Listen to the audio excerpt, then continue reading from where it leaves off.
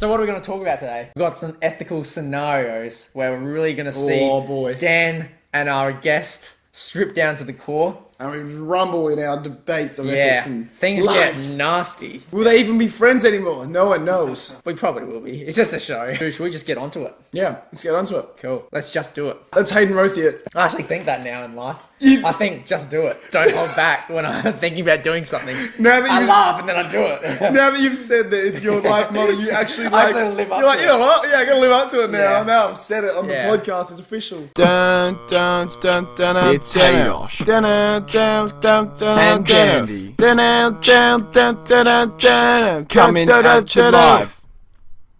Alright boys, so I've got some ethical scenarios here.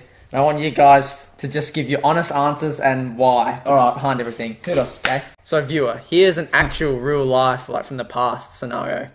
So this one's from an actual scenario back in 1923 in Florida. So scenario 1. So you're a sheriff in a town protecting a suspect for a violent crime. There's an angry mob who want to, kidnap them and beat them up, kill them. If you stop this angry mob from getting this suspect, they'll likely go around and burn houses, buildings down and kill people in the process. So do you deliver that suspect to the mob to prevent that from happening? It's a tough one. We're going to start every sentence What with would that. you...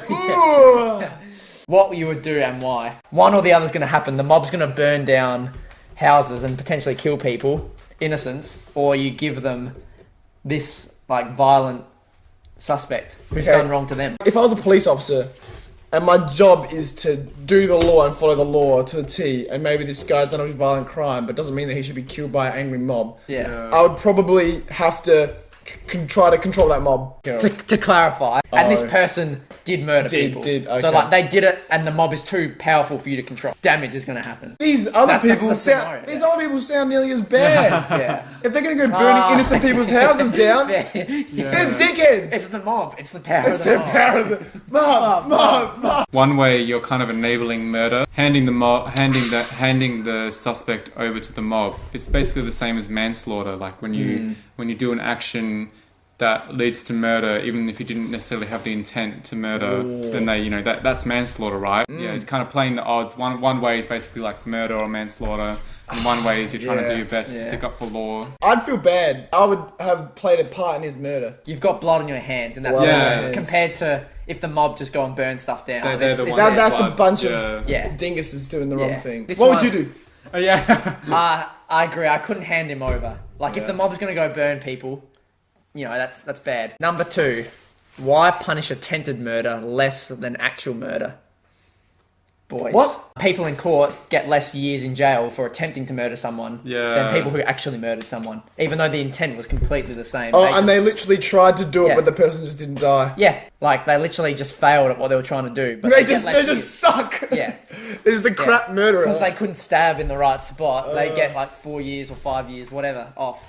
I feel I guess because that person still gets to live. But if the act is to protect society, someone who's tried to kill someone versus someone who's killed someone, they're both going to have the same intent when they get out to try and kill someone again. From a psychological perspective, they're the same sort of twisted person that would do that. Yeah. Twisted? What do you Potentially. Don't come after us. no. I feel like personally, attempted murder is not as bad as full murder. But why? I know you say someone didn't die, but I mean, they tried to. I'd be happier to be alive but nearly murdered than dead. Yeah, okay. Spanner in the works.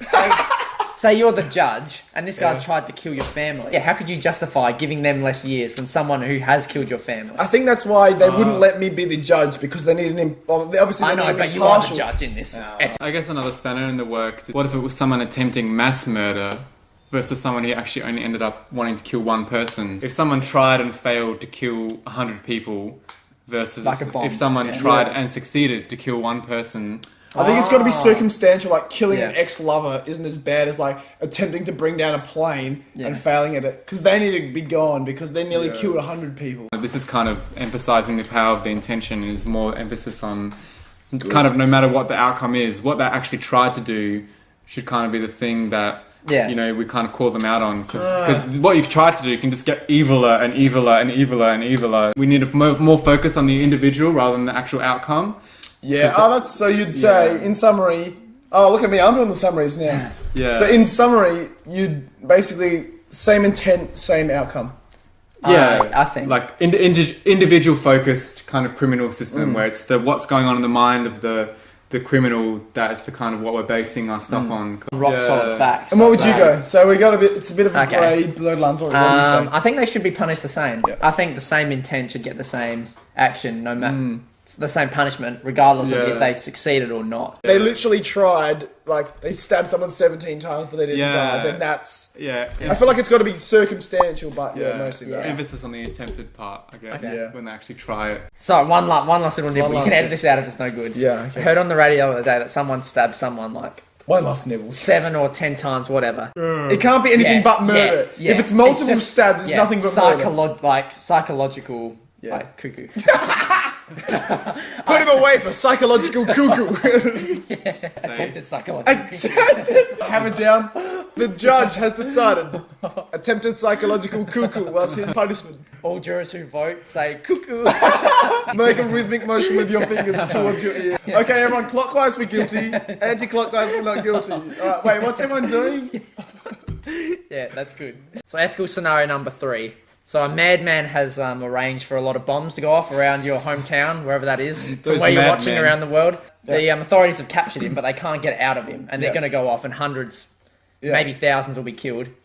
Is it justified to torture him? And if he won't talk even then, is it justifiable to torture his wife to get that out of him to save the thousands of people? Your answer and why? Okay. It is justified to torture this man to save hundreds of innocent lives. Yep. Boom. So, tick. Torture his wife. Torture innocent him, wife. yes. Innocent wife. Does she know what? Innocent wife, she doesn't know. You can definitely bring her in. I don't think you can physically harm her to get information out of her. You can say... But what? You can tell the husband that you're torturing their wife to get information out of him. He doesn't believe it. Say torturing her in front of him will result in him telling. Oh, is that a guarantee? Is it? But it's like long and hard. Like you're torturing an innocent woman to save thousands of people. Is it justified? Yes. Ends justify the means. So she's completely innocent. She doesn't know. This guy's doing it behind her back. She's got a dark side. That's messed up. Yeah. So I thought she was conspiring. No, she's. That is what the word innocent means, folks. It means you've got no blame in it. She's not an accessory. Blame. No blame. Well, she hasn't got blood washing off her hands. This is sign language for blame? No, this is the blood on her hands being washed off. She's got none. They're clean hands. Clean hands, Cassie. Cassie hands. Curlew, yeah. Alright, Cam, you're up. Your answer. Because that spanned my works. I gave you my answer, but it spanned me. Just my gut reaction is to not torture. I'm trying to justify it, that's the thing, because by not torturing, you're risking the lives of hundreds of people. But well, hundreds will die. Not risking, they will die. Hundreds of thousands will die. So, you've got to save those hundreds to thousands. Yeah. I'd say... I guess... I don't know, maybe it could depend on the kind of torture. I mean... So there's two questions. Yeah, so part one is it justifiable to torture the guy who rigged the bombs? Yeah, that's what I'm talking about. Like, and then, if so, is it justifiable to do his innocent wife? I guess... Not to... Tinder date 2.0. Yeah, I don't know. It's got me in a bind, this one. Just torturing because you have to pick. So no more offence. Like in a word. So you're the mayor, and if you don't make a choice, these people it blows up. Mayor, do we torture this guy? Yes or no? I would choose torture. Yeah. So torture the man. What about the innocent wife? The innocent wife, I wouldn't, because that's the kind of thing where you're stooping to, like, you know, you're lower than, like, you're going down to their level, because you know, it's kind of that's turning into like a real evil, torturing an innocent to get the information from a criminal. But if you're torturing the criminal, it's more on the lesser of two evil spectrum. But once you start getting the torture of innocence involved, then I would say that's that's kind of line. not even really, that you can't really justify that. Safe. You don't want to be, example, imagine if you were the wife or you were the husband, or imagine if this is a girl and you were the husband, and these people are just torturing you. You didn't even know about it. You just were going out with this person. That would suck, but I'd feel happy that I saved hundreds of lives. My torturing saved hundreds of lives. Is 100 innocent lives better than But the one? Lateral thinking me is that she's the wife, she doesn't know what's going on. You fill her in, say, alright, we're going to have you on the next room and we're going to get the source and pretend to torture you. I know it goes against the policy, but... Another lateral thinking point, we don't necessarily have to torture him. Is there kind of some truth serum drug we could give him or something like that? But no.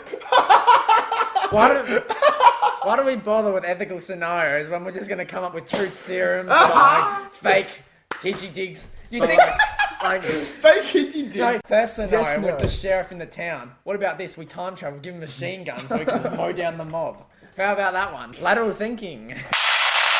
So you've just seen part 1. Hope you've liked it. If not, well, don't bother going to part 2. But if you liked it, part 2 is around the corner. Oh well. No. Anyway, that's like a future reference. Like, oh yeah. Look forward to some rigmarole and some capalapa, dude. As quoted by Hayden Rothy in the next video, if you like that. We look forward to seeing you then.